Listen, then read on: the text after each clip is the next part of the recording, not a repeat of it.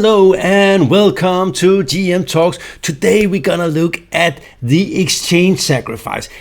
Giving up a rook for a light piece, a knight or bishop, often a bishop, and what kind of compensation you could expect, when to play, what is the nature of compensation? I found when I was younger and below international master level, I found this incredibly hard to understand. That you could sometimes give a rook for a bishop. A rook is 5 pawns and a bishop is 3.2 pawns or something like that, and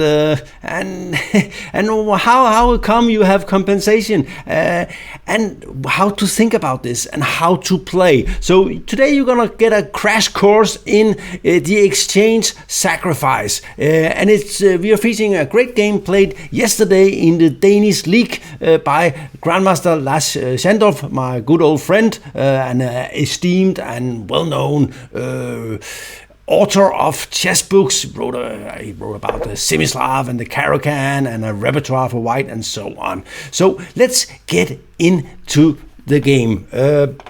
He's playing against Christian Jepson, who's an absolute decent international master. We start with d4 and so on. And d6 is, I don't know, he's probably preparing to play some sort of King's Indian. And here Schandorff played knight c3. White has a lot of options. Of course, the most popular move here is c4, transposing into the fianchetto variation of the King's Indian. Very big opening, a lot of different lines to play for both sides. Rich play, I kind of like it for both sides. I think it's a great opening to learn and understand and try to master. There is also this move, which I have played on several occasions. It was recommended in a book at some point, and it's also been played by some former Russian grandmaster. It's a reasonable, good, interesting move. Another interesting move is b3, and I know I have also played this move, which is not bad at all, preparing to go e4. Schandorff played knight c3 with the same aim of transposing to a Pirch setup with e4. In general, in the fianchetto variation in this Pirch, you have the knight on this square, and that is considered slightly better for white. It's more sort of flexible here, does not block the f pawn, and so on. And often you want to play h3, d4. You want to play something like this, and put the knight here. Anyway, this is all something else. Knight c3 is of course a reasonable move, and black played d5. And this looks like the punishment for this knight c3, because now the knight is blocking the pawn on c4. So but okay, the idea is of course to attack with e2, e4. And black played bishop f5. I think he did not like something like this, and I think this must also be slightly better for white, to be honest. If we have this pawn structure here with it's a typical plus equal position where white is controlling like all the way up here, black is controlling here, and then we are fighting over this one. That means white got like 4 rows and black only got 3. So white is slightly better, and at the same time white's position is very healthy. Black does not have any pawn breaks. Of course he can play c5 and e5, but often white will be better developed in the case the position opens up. So this is what you're aiming for with white. It's not much. Black is very solid, but it is something. Anyway, black decided to play bishop f5, preventing e4, and white went here. And you don't want to give up the bishop for the knight in this situation, so black went here. Makes all a lot of sense. And white played e4. So this was the idea behind the moves and take, and it's a little bit annoying that you have to take, because in general you would like not to take, but on the other hand e5 is coming and the bishop is a little bit clumsy here. So this is typical. I think white is slightly better already, so black must have done something wrong somewhere. Maybe this knight c3 is Schandorff's big surprise weapon and it's very good. I don't know. Anyway, at the moment white is threatening here. You could play something like this, but I think white still keeps an edge. The pieces are going, and so even though you have to exchange the bishop, you will probably not have problems with the white squares on the king side, and you will enjoy slightly more space. Of course, you could also, I don't know, if something like this works, you might take here and go on a complete. This looks a little bit scary, but on something like this, you might play something like, I don't know, something like this. With sharp play. I don't know if this is good or bad. I don't know. And c3. Probably white is slightly for choice here, but not much. It's not much. Yeah. Okay. But he didn't play that. You can also here. You can also post after queen takes. You can also just play c3. C3 is fine as well, I think. Anyway. He plays c6, natural move, c3, defending the pawn. You could still go bishop d5, but again, I don't see much here. But here you have to be careful, and I think bishop d5 is necessary here. You might actually, after this, you might actually take, because you have to take back with a pawn, and you will get a Carlsbad structure that looks kind of good for white, to be honest. The bishop is weird on this square, and that's not going to. The queen side is more of a majority, and you have the open file and so on. So I think taking is not bad at all here.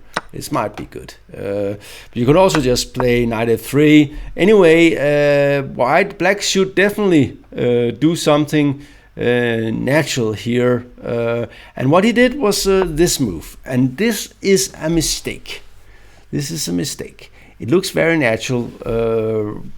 Maybe preparing this move, covering this move, and they're getting ready to play maybe this move. So what's wrong with this move? Well, as you already know, I am sure, white takes it.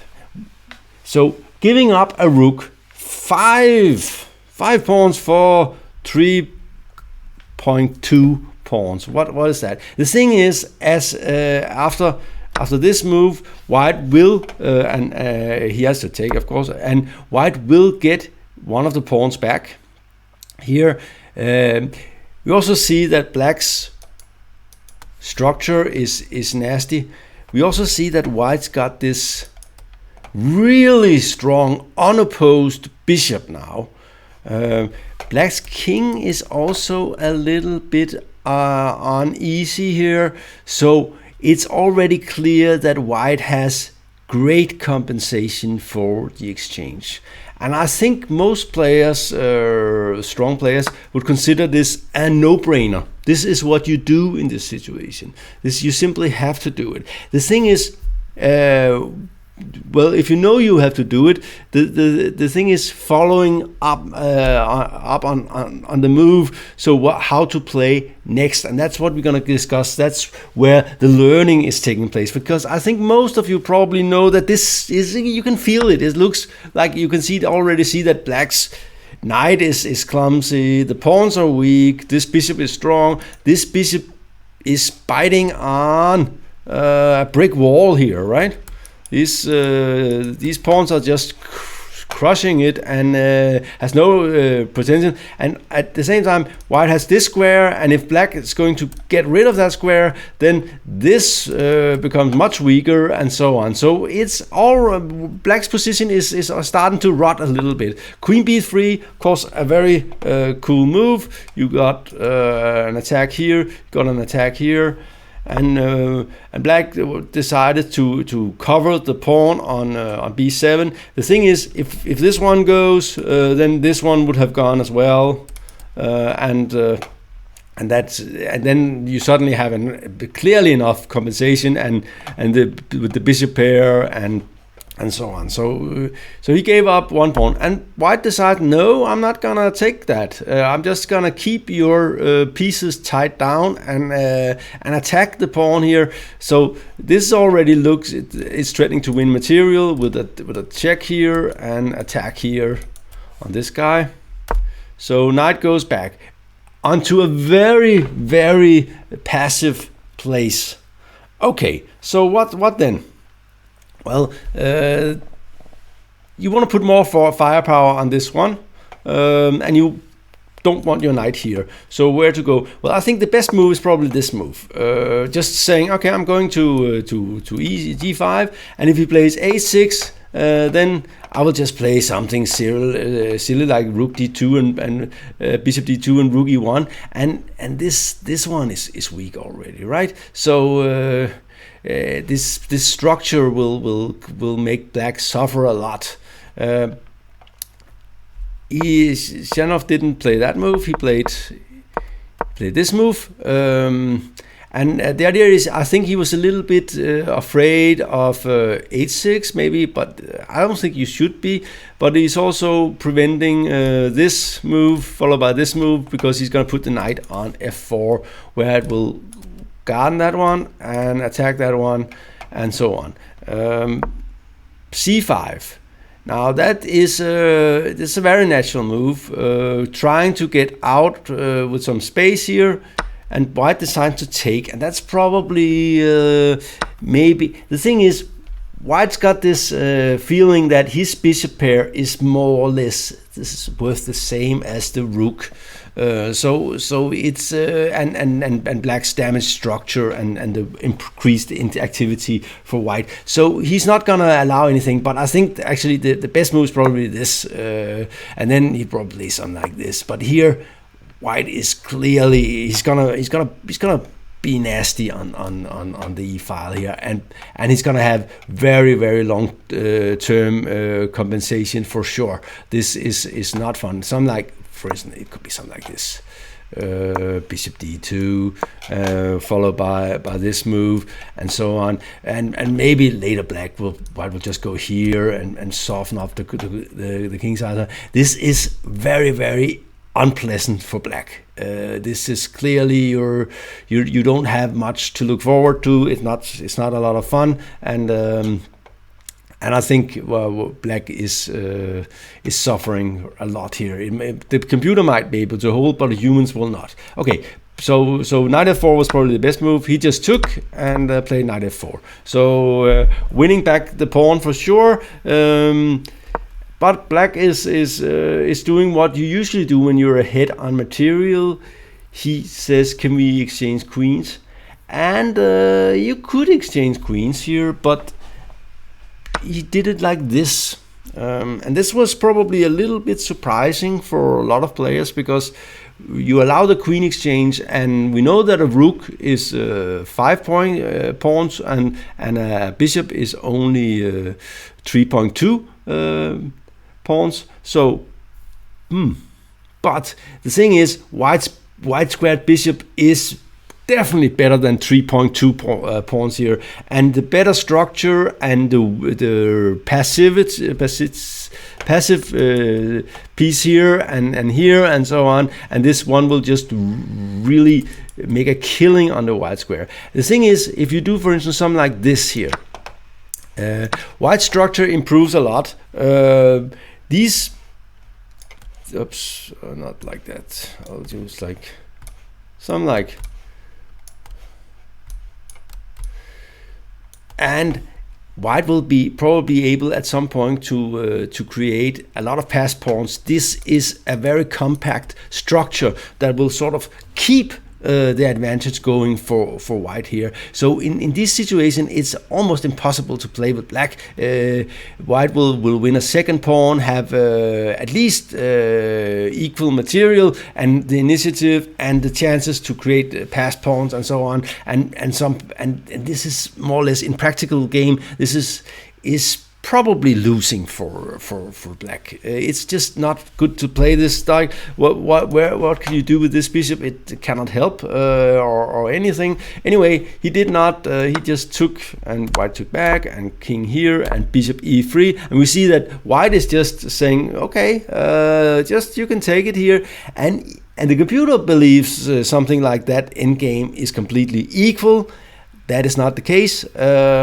This is clearly unpleasant for black to play. So, but that was not, of course, what Schandorff was after when he took on e6. But this is the kind of compensation you often get, where black has he has weaknesses, and he has a bad bishop, and white has a very strong white squared bishop. So he has tremendous compensation for.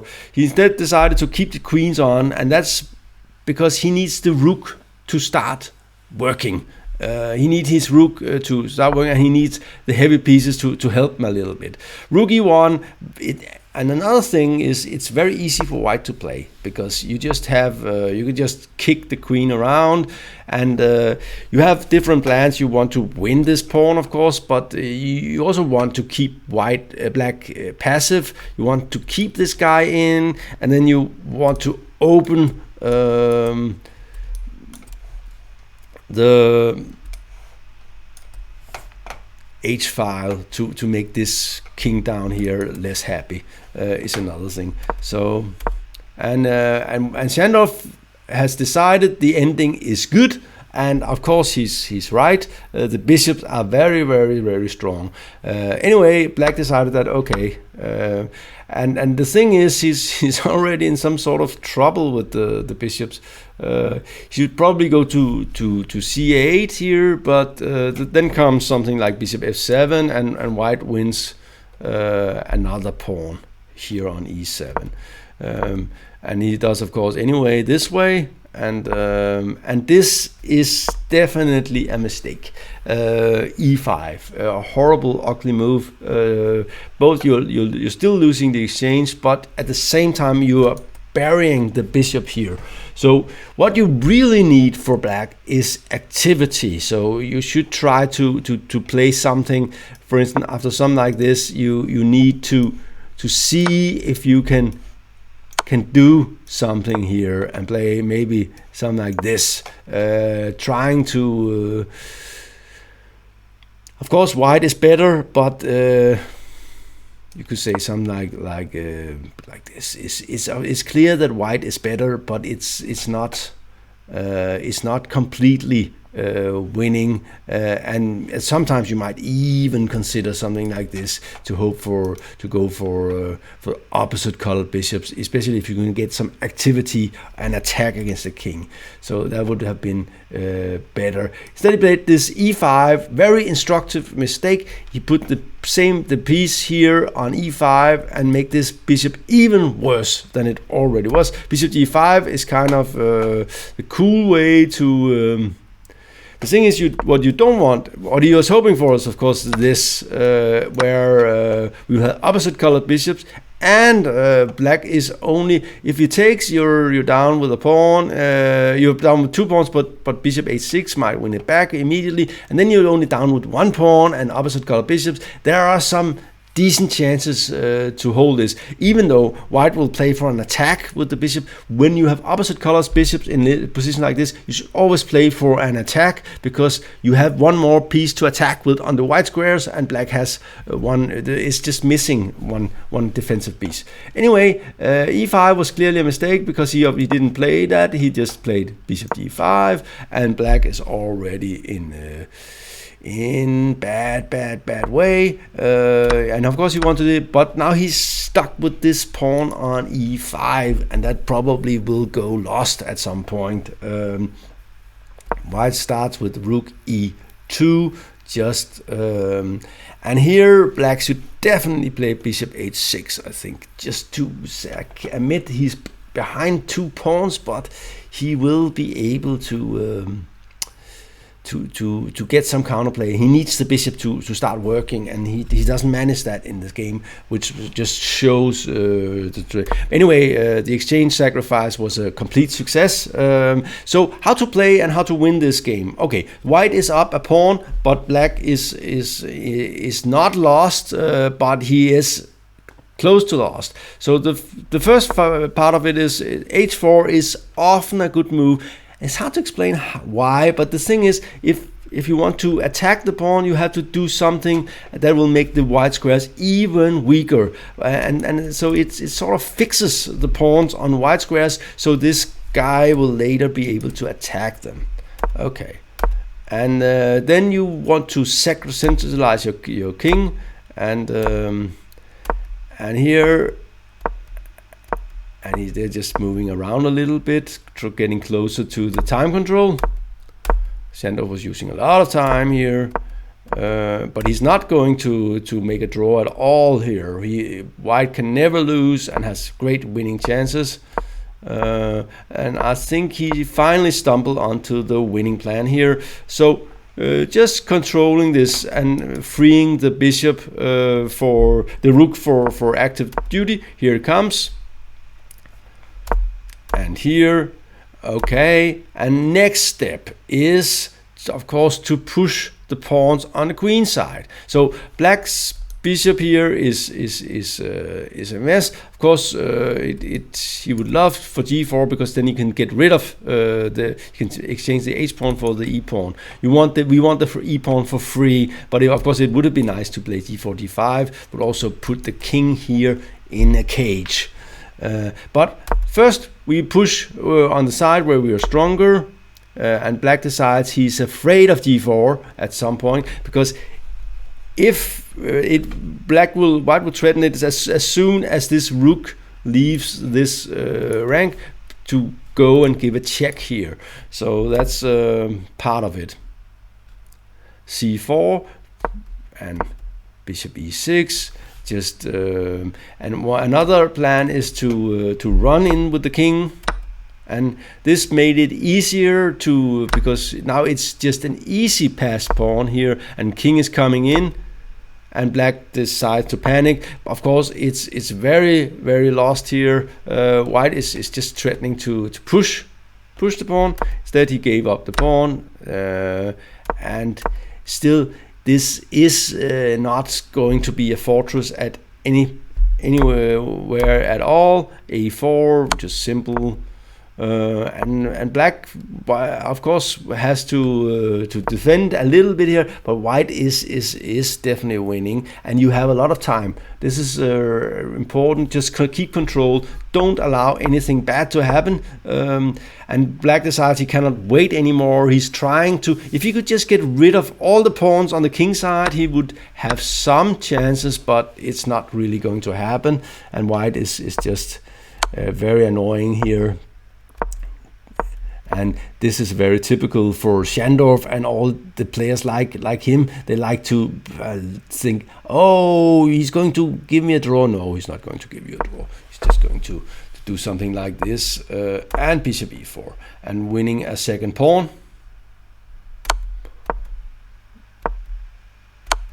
And check, and take, and it's 4 pawns more. Okay, it's only 3 pawns more, but they're of course disconnected, but oh, I'm hoping for this one. That would have been painful for white, but of course he just goes to, and this is very easy now.